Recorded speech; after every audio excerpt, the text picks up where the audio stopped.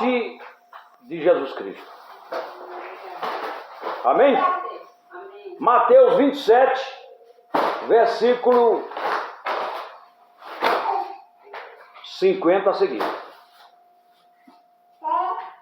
E Jesus, clamando outra vez com grande voz, entregou o Espírito. Jesus aqui morreu, amém? No 51 é dito: eis que o véu do santuário se rasgou em duas partes, de alto a baixo. Amém? Alguns fenômenos aconteceram logo após a morte de Jesus. Esse aqui foi o primeiro. Alguns fenômenos aconteceram. Em primeiro lugar, o véu se rasgou de alto a baixo.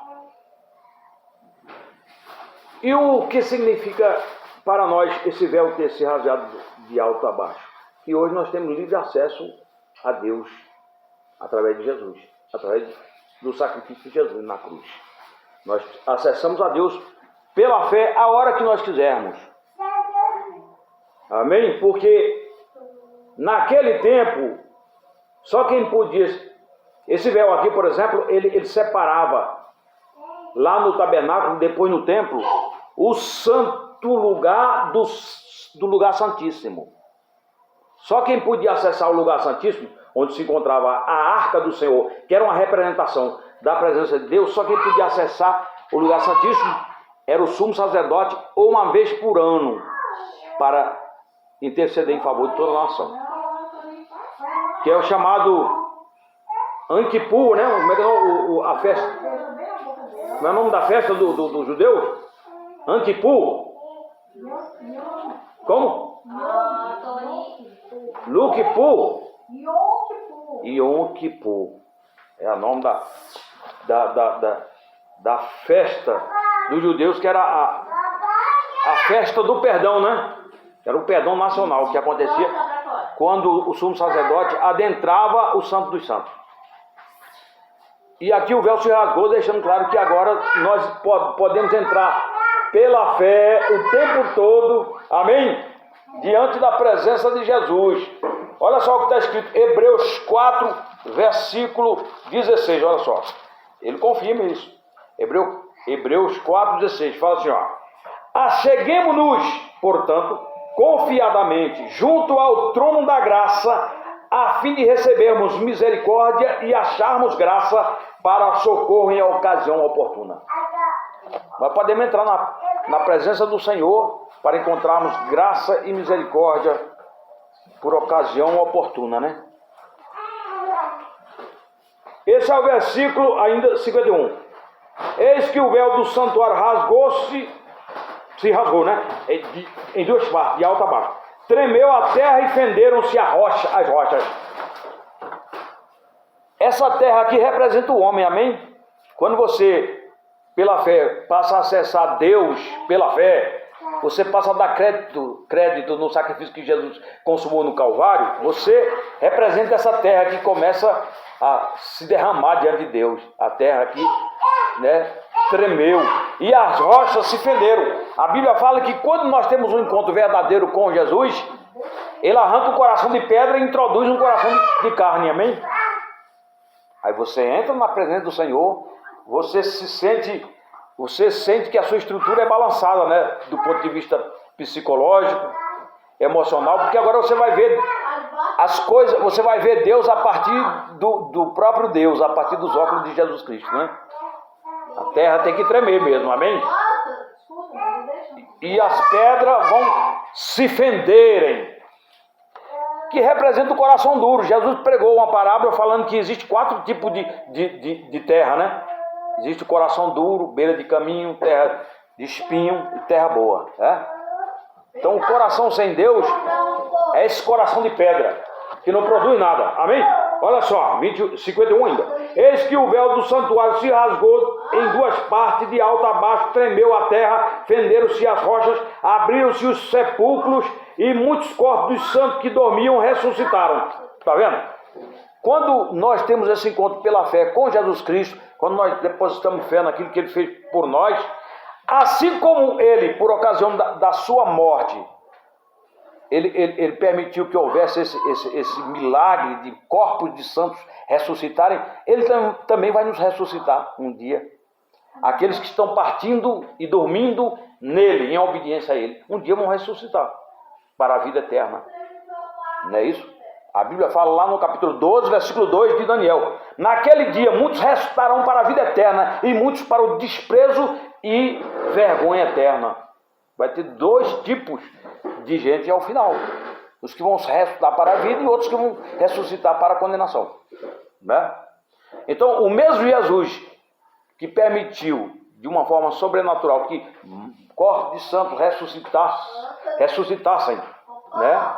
Por ocasião da sua morte, só que eles só saíram do sepulcro, a Bíblia é muito clara, depois que Jesus saiu no terceiro dia, porque a Bíblia diz que Jesus teria que ser premissa dos que dormem, dos que morreram. É só você conferir aqui, por exemplo, em 1 Coríntios, capítulo de número 15, que é o chamado capítulo da ressurreição, capítulo 15, versículo 23, Jesus é premissa dos que já morreram. Ele teria que ser o primeiro a ressuscitar com um corpo glorificado. Olha só, capítulo 15, 23, fala assim, ó: cada um, porém, por sua própria ordem, Cristo as premissas, depois os que são de Cristo na sua vinda. Jesus teria que ser o primeiro a ressuscitar com um corpo glorificado. Aqueles santos ressuscitaram por ocasião da morte dele, de Jesus, mas só saíram do sepulcro depois que Jesus ressuscitou ao terceiro dia, porque Jesus teria que ser, né, a premissa. Ele teria que ser o primeiro a ressuscitar com o corpo glorificado para nunca mais morrer. Aí aqueles santos, muitos santos ressuscitaram, eles foram vistos na cidade santa, lá em Jerusalém, certamente com corpos glorificados. Quando Jesus subiu ao céu, eles subiram também com Jesus. Amém?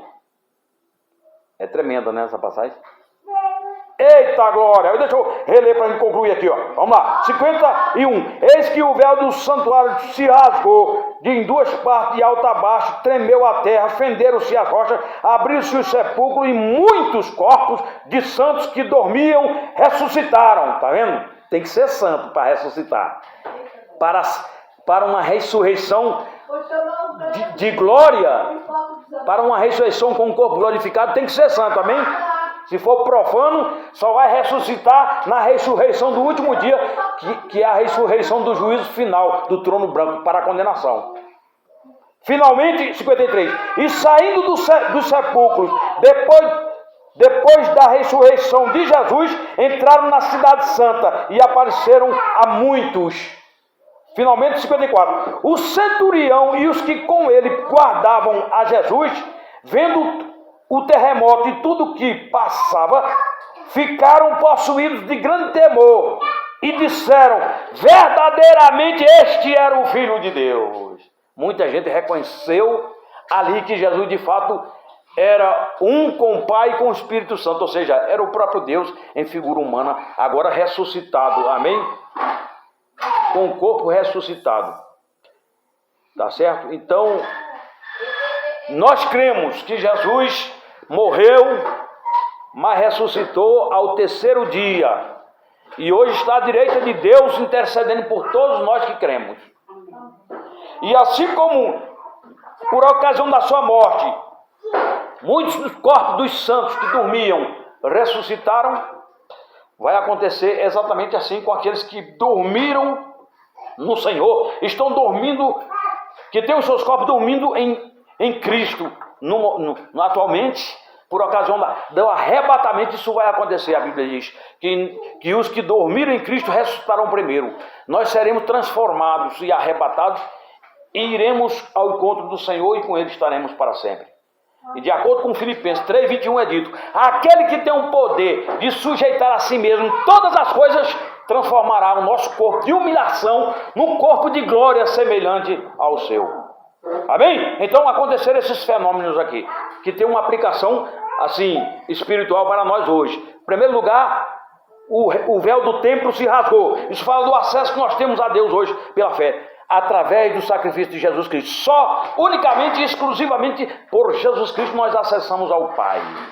Jesus certa feita disse: eu sou o caminho, a verdade e a vida. João 14:6. Ninguém vem ao Pai a não ser por mim. Para acessar o Pai tem que ser através de Jesus, que é o único mediador entre Deus os homens, Jesus homem. A terra aqui que tremeu e as pedras representam o homem sem Deus, que tem que tremer na presença do Senhor, tem que estremecer na presença do Senhor, se render diante de Deus em submissão, temor, reverência e obediência. E essa pedra, esse coração tem que ser quebrado e reduzido a pó para um coração de carne que ama, que perdoa, que obedece, que faz a vontade do Senhor.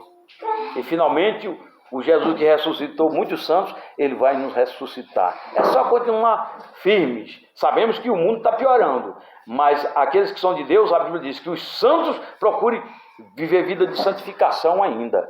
Os justos procurem viver vida persistir na prática da justiça, de uma vida reta.